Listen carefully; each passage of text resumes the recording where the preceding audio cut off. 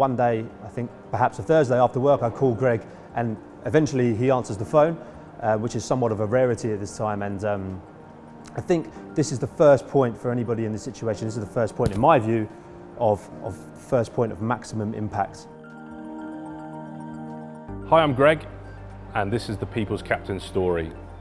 By day, I'm a rugby player, and we have this perception of rugby players that is a very macho environment, and it is, but it's difficult to always express how you feel, and that's not been something that I've found particularly easy over the years. A few years ago, I ran into a poor bout of mental health, and I didn't really know how I was going to get out of it.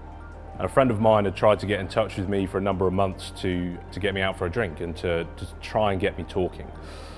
I ignored most of his calls or wasn't really very engaged with it, but eventually he managed to get me out for a pint.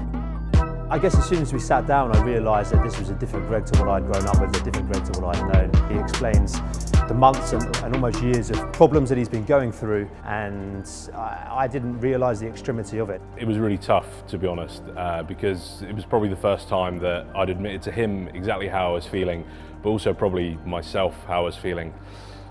In that moment, I was really lucky that he didn't try and fix anything for me. All he did was sit there and listen, and we worked through some things together, and on that path, I managed to get the help that I needed.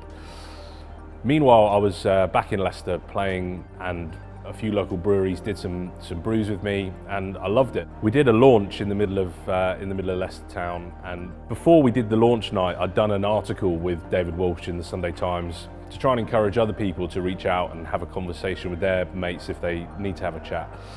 And everybody really loved the beer, but people wanted to talk to me about the article, and they wanted to know how I got the help I wanted to get, or that really helped me open a conversation with my brother, or actually we didn't know how to talk to our nephew about this, but we've given him your article and now it's got us talking. And it made me think, actually there's something in having a pint or having a brew with your mate that gets that conversation going. So the months following Greg's full recovery, he actually phones me, which was a nice surprise. And he wants to tell the story to other people and wants to know how we can go about doing that. Now, our story is quite unique in as much as the point at which we realised he needed to get help, we can resonate to sitting down in a pub, having a beer and opening up together. And I said, look, I think we could do something with this. I think we could make a brand that is around not just making really great beers, but also we stand for something that can help people and encourage them into the space that you and I experience together. This is how People's Captain was born. Greg had been sort of brewing bits and pieces, and it was more of a hobby than it was anything else previously, but when we started People's Captain we realised we didn't have the industry experience in order to really create something other than that was just a hobby. So via a mutual industry friend of mine, we were introduced to Stuart, who now forms the third member of our group. As I heard more about Greg's story and I guess some of the ideas and where he wanted to sort of build a business, I thought we could really do something different. First off, we wanted to make really great craft beer, but more than that, we know that mental health is a really, really hard topic to start talking about.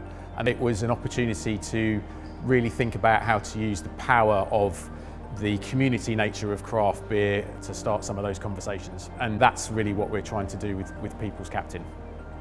We're not just a beer brand, and we really mean that. We set up the People's Captain Foundation, which supports charities, initiatives in the UK to support positive mental health. For each of our beers, we've created an individual character that means something. Greg stumbled across Nathan doing his thing, and we thought that's the way we can try and embody what People's Captain is all about. The first beer that we've made is called Legend, which is a really nice American pale ale. And the story behind that is the character of the Legend is sticking his hand up. And this is Nathan's interpretation of someone who is making that first move to ask a question, to find out what's going on, being a legend, if you like, to help somebody else or be brave and make that first move themselves. At People's Captain, we've got three major values. We want to brew positivity, because we feel that mental health has got such a bad connotation, but there's so many positives that we can start celebrating, like people connecting with one another, people being more confident, people getting out and about and looking after each other. Community is super important to us. When people are having a beer, we want them to come together and we want them to make that moment count.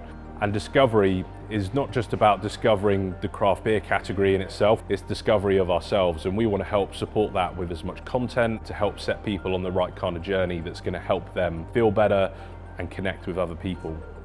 Having that beer with Greg and him opening up to me in such manner changed his life indefinitely for the better, and hopefully we can help other people along a similar journey to what we've been through ourselves.